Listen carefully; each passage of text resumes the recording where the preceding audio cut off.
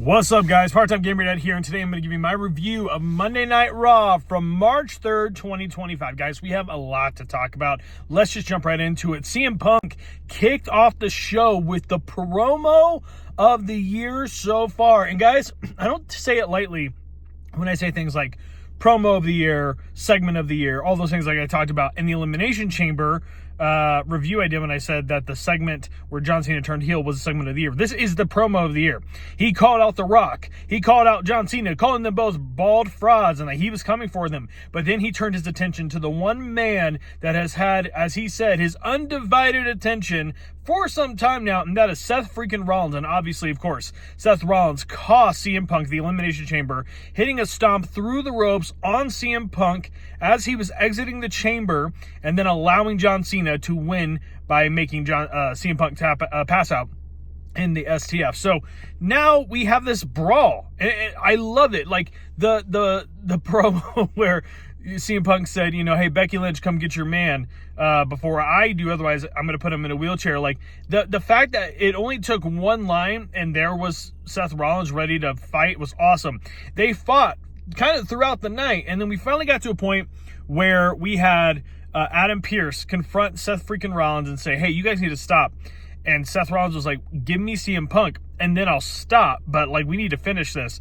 So next week in Madison Square Garden, we're going to have CM Punk versus Seth freaking Rollins in a steel cage match. I have a feeling Roman Reigns might be showing up to, give some of his insight as to who he thinks should be winning that match. Maybe neither of those guys. But it's interesting because this was a match that was supposed to headline night one of WrestleMania 40 last year before CM Punk got hurt. And now we're getting all of their matches on Raw, which is just crazy to me. So very excited for that match. There was a couple of other, smaller things that happened. Braun Breaker took out the Judgment Day after Finn Balor said, hey, Carlito, Dirty Dom, nobody's getting it done around here.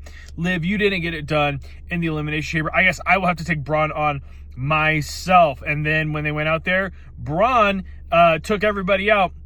I think Finn Balor and Dirty Dom got away relatively unscathed, but I'm pretty sure Carlito's got to be feeling that for quite some time. Then we had some pretty interesting, tag title and women's intercontinental championship matchups with American Maids Ivy Nile taking on Lyra Valkyria in a pretty solid match where Lyra Valkyria won.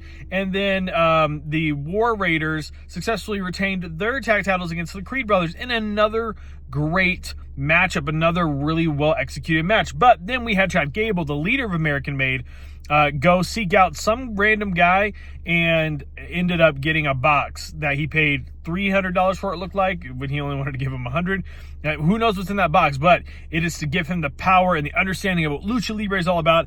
I swear, if Chad Gable ends up coming out in a mask, I'm going to lose it. Like that, make this man stop being a comedy act or like a bottom of the card jobber. Like, he is incredibly talented. We need to get him back to the point where he is going after singles titles. And then we got to talk about the final segment of the show, the final moments of the night.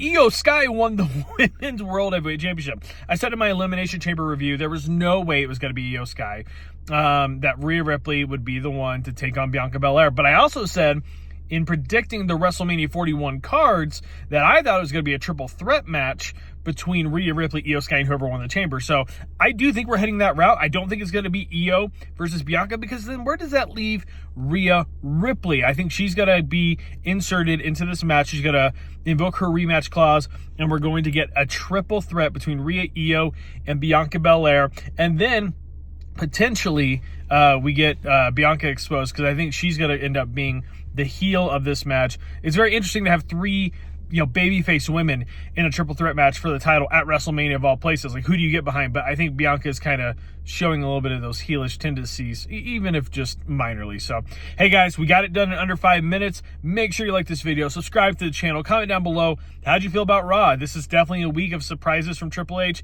We are in the full swing of WrestleMania season. Very excited to see where we go from here. I will see you very soon.